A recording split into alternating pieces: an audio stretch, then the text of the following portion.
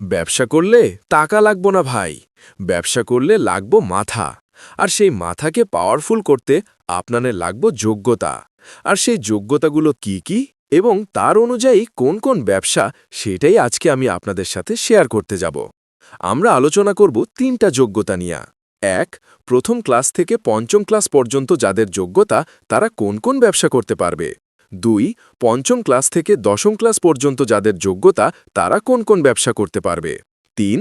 আর যারা কোনো লেখাপড়া করে নাই, তাদের জন্য কোন কোন ব্যবসা করা উচিত হইব। ভিডিওটি শুরু করার আগেই আপনাদের কাছে একটি অনুরোধ। আমার এবং আমার টিমকে এই ভিডিওটি বানাতে অনেক কষ্ট করা লাগছে, তাই নতুন হয়ে থাকলে চ্যানেলটি সাবস্ক্রাইব করে দিন এবং একটি লাইক করে দিন।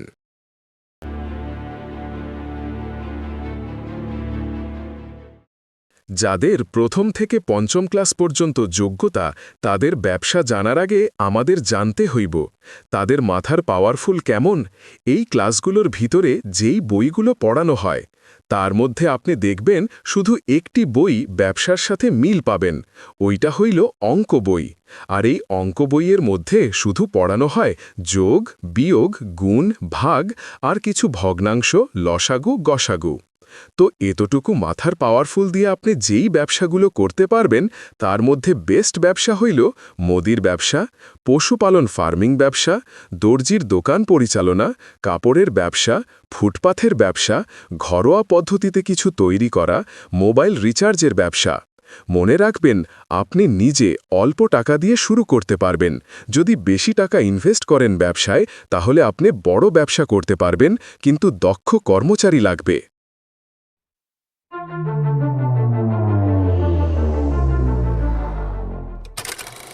এবার আসি যাদের পঞ্চম থেকে দশম শ্রেণীর যোগ্যতা, তাদের ব্যবসায়।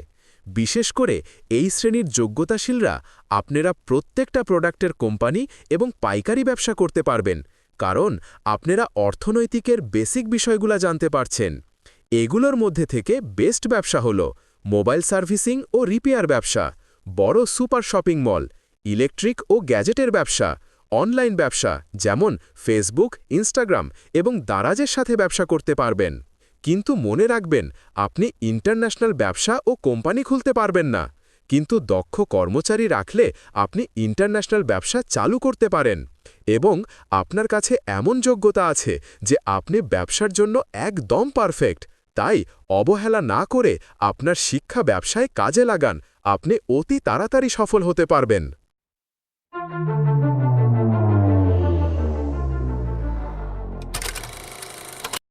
এবার আসি যারা কোনো লেখাপড়া করে নাই, বাংলা পড়তে বা লিখতে এবং কোনো হিসাব জানে না, তাদের আলোচনায়। আপনার হিসাব না জানার কারণে আপনি বাজারের দোকানপাটে আপনি ব্যবসা করতে পারবেন না, কারণ এখানে মানুষের ভিড় থাকে, তাড়াহুড়া করে হিসাব করে দেওয়া লাগবে।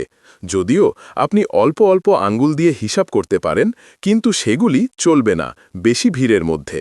তাহলে কি আপনার জন্য কোনো ব্যবসা নাই?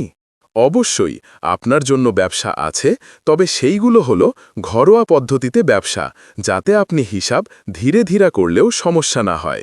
আপনি এই ব্যবসাগুলো করতে পারবেন ভাই।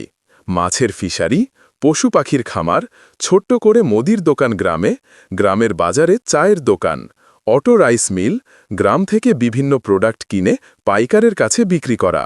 তো ভাই, প্রত্যেকটি ব্যবসার বিস্তারিত জানতে কমেন্টে লিখে দিন কোন ব্যবসার বিষয়ে জানতে চান।